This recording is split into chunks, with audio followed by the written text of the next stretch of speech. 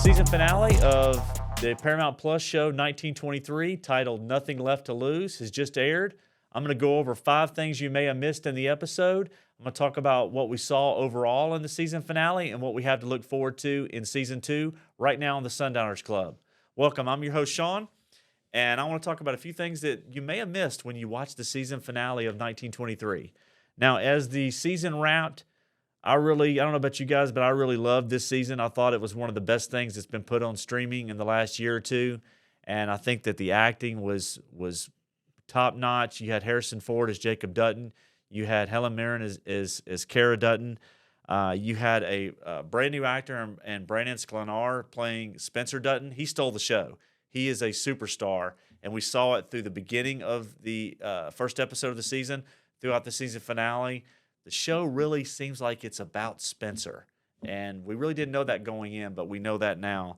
And I want to talk about a few things that you may have missed when you watch the season finale before we do a wrap and recap on what we saw. Also, if you like what you're hearing right now, leave a comment below, hit the like button, and most importantly, hit subscribe so we can grow our channel.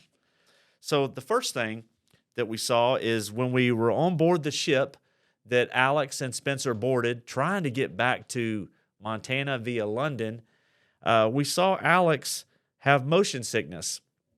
And so she complains about it. And, she's been on boats before, and we didn't see anything about motion sickness. So could it be that Alex is pregnant? And was that a little bit of foreshadowing? Was that a little bit of an Easter egg? The fact that she's got motion sickness, but it's not really motion sickness. It's pregnancy. So we see that, and he takes her up onto the deck. And while we're talking about the deck, let's talk about the boat. So Easter egg number 2 that you may have missed is when they boarded the ship said on the side, the RMS Majestic. Now, for those of you that maybe don't know the name RMS Majestic, but you saw the ship and it looked really familiar, well, it should. For those that have seen the movie Titanic or have watched documentaries or read about the RMS Titanic, the same company that built the Titanic built the Majestic that we see in this episode, the White Star Line. Here's a couple of cool things about the ship, is that this ship was built a few years after Titanic sank. The ship had a length of 953 feet. Titanic was 883 feet. So the Majestic was actually bigger than Titanic. Now, it had less passengers. It held 2,145 passengers, whereas Titanic had a capacity of 3,320, which we all know now from history was way too many people. They didn't have enough lifeboats to be able to support all those people when Titanic sank. But the White Star Line launched Majestic, and the ship sailed from the year 1914 when it launched all the way to 1939, and it certainly was sailing voyages in the year 1923 when Spencer and Alex would have boarded the ship. The scenes where they show the interior of the ship are really amazing. The grandeur of the staterooms where they were dining, the ballroom, the deck. It really gives you a window and a glimpse into the lifestyles that were led back then. And you can almost imagine that's how people would have felt on Titanic 10 years prior, 11 years prior. So that was a cool little Easter egg that I thought was worth pointing out. Now, in the episode, we also have a separate storyline that's going on with Tiana Rainwater as she has fled the Catholic school that has abused and murdered Native American girls. And she's gotten some help trying to get away, and she finally is reunited with her father and also a young boy named Pete Plentyclouds. And in the episode, as they're trying to make their way and escape, they reference that they're heading toward a Comanche reservation in Wyoming. Why is that an Easter egg? Well, there's a certain character that is expected to be living, if they're still alive, in that Comanche reservation in Wyoming, and it's a character from the prequel series, 1883, Sam. So for those of you that may or may not have remembered Sam is the character that fell in love with Elsa. Elsa, who is the narrator on the show 1923, who died, and she is the older sister of Spencer and John Dutton. So nice little tie in there. Are we going to see Sam? Is it possible to see Sam? Sam was somewhere between 18 and 23 years old, somewhere in that range when we saw 1883. So if you fast forward 40 years, he's probably 55 to 65. entirely possible Sam's alive. And if he is, I bet you we see him in the Comanche Reservation in Wyoming in season 2. Nice potential character tie-in, nice little Easter egg to see Sam again. So as we're working through the season finale, we saw a lot of maneuvering from Donald Whitfield. So he is the big bad villain in this season, and he's got his henchman and Banner Creighton, played by Jerome Flynn, working for him. And we saw a lot of Donald Whitfield in this episode. And one of the things that we saw is that he's got spies everywhere. So he's got Clyde, who is supposed to be on the livestock commission, livestock agent, but we know he's working for Whitfield and tipping him off whenever Jacob Dutton and his crew ride into town. And we also see when Jacob Dutton goes to visit the bank to try to obtain a loan during the harsh winter times since they've lost cattle, and he ends up given the choice, well, you can mortgage the property. You know, he didn't know anything for the Dutton Ranch, but he's offered you can take out a mortgage, and that will get you through the winter. He does not want to do that, so he rejects that. We see someone picking up the phone as Jacob walks out of the bank. That's obviously one of Donald Whitfield's spies, and that leads into what we saw later in the episode that I'll talk about in just a minute with one of our predictions that did come true. We had 2 predictions that came true for the season finale, and we had 2 that didn't, and I'll talk about those before we wrap up. Donald Whitfield, he gets tipped off by the banker that Jacob's been in there, and Jacob's trying to obtain a loan, and Donald Whitfield has a conversation with Banner Creighton about, not using violence necessarily to get your desired result. The new way of war is the pen. And we see that come to fruition as he gets tipped off that Jacob is in need of a loan.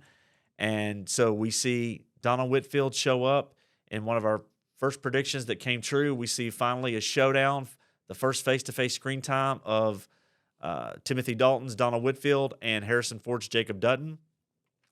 And Donald Whitfield tells Jacob that he's paid the taxes on the Yellowstone for this past year. And such a grand gesture, but it wasn't really a grand gesture because Donald Whitfield actually can take over the property if Jacob doesn't pay the taxes back or doesn't pay off the taxes. So that's a way for Donald Whitfield to take over the Yellowstone without having to kill anybody, without violence.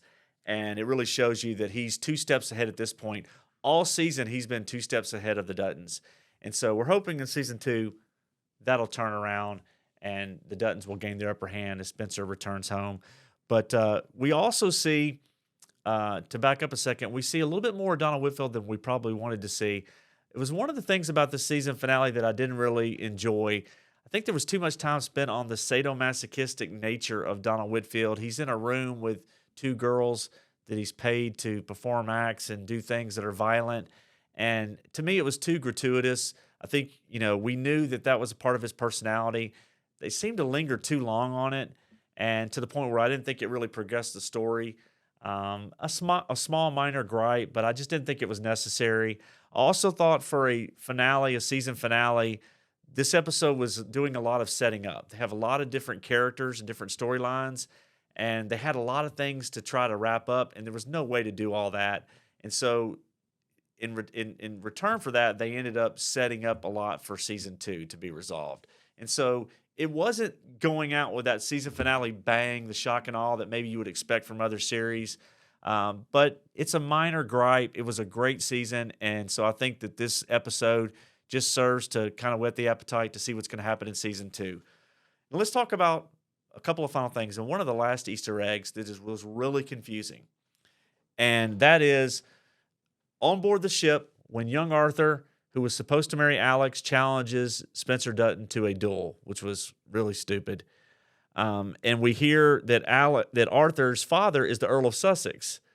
But then we hear reference later that Arthur Jr. is also the Earl of Sussex. And then Alex's friend, and that was in her original wedding party, and then the captain of the ship references Alex as the Countess of Sussex. Now, for those that are from the UK that are watching the video and that have subscribed and left comments, I'd be interested to know your thoughts on this, but I was totally confused by that. Knowing a little bit about British nobility, it's impossible that you could be the Countess of Sussex and you're not married to Arthur Jr., and he can't be the Earl of Sussex until his father dies. It's very confusing. He can be a lord, right? But he can't be a count at the same time that his father is, or the Earl. So very confusing. I don't know if Taylor Sheridan got that wrong, or if there's something that Alex has inherited by birthright, or she's been married before and widowed. I'm not really sure if that's going to be explained in season 2, but here's where I think he was trying to go with it. Even if there was a mistake in the writing and the titles, I think he's trying to set up that Alex has a lot of money. She comes from wealth. And why is that important? Because we know Jacob Dutton is going to be in dire straits financially. He's going to lose the Yellowstone. So you can almost bet that Alex's wealth is going to save the Dutton legacy and going to save the Yellowstone. You can take that to the bank. We had a couple other predictions that we made. I really thought that we were going to see Jack and Elizabeth have a wedding and Jack possibly be killed. That didn't happen. We saw Banner Creighton threaten Jack, and we thought that there was going to be a battle. As he references, this is going to end in front of your property, man to man. Banner threatens Jacob. But we didn't see that happen because Whitfield really stopped Banner from doing that when Banner posted bail. So, there was a little bit of foreshadowing, but Jack made it through the episode, but who didn't make it through was the baby. So Elizabeth lost the baby, and in a scene where she starts having issues and her stomach starts hurting when she's in the bathtub, and Jack runs up there and they get the doctors, but they can't save the baby, even though Elizabeth seems like she's made it out okay. They did not say whether she would be able to have children or not, so I'm assuming they'll probably will try again. So it doesn't mean that Jack and Elizabeth aren't ultimately the grandparents of John Dutton, played by Kevin Costner in Yellowstone, but it also doesn't mean, based on what we talked about earlier in the episode with Alex's motion sickness or pregnancy, it also doesn't mean that Spencer and Alex aren't going to be the grandparents either. We still don't have the answer to that question yet, and I think Taylor Sheridan has done that on purpose. And so, all in all, I think it was a good episode. It makes me very excited for what we're going to see in season 2. I think that it was one of the best shows on TV. The acting was really amazing. There were things that we learned about this season that maybe a lot of people didn't know about the historical treatment of Native Americans with the schools that were out there and what they did to boys and girls of Native descent. We learned in this episode about Zane being married to an Asian woman, and there were laws that were on the books in Montana where if you were a person of color, you could not marry a white person, a white man, or a white woman. They had laws in place that would arrest you for that. And we saw Zane's wife getting arrested, and he was badly beaten. And did people think that really happened back then? It did. The laws were actually on the books until the mid-1950s, I believe. And so there were a lot of things that, amidst the story and the soap opera part of what we saw this season, there were a lot of history lessons that didn't lecture you, they didn't pander, but they just showed you the realities of living in Montana and living in the world in 1923. And I really enjoyed it, and I hope you guys did too. Remember, if you like what you heard today, leave a comment below, hit the like button, and subscribe to our channel so that we can continue to grow our content. And TCB.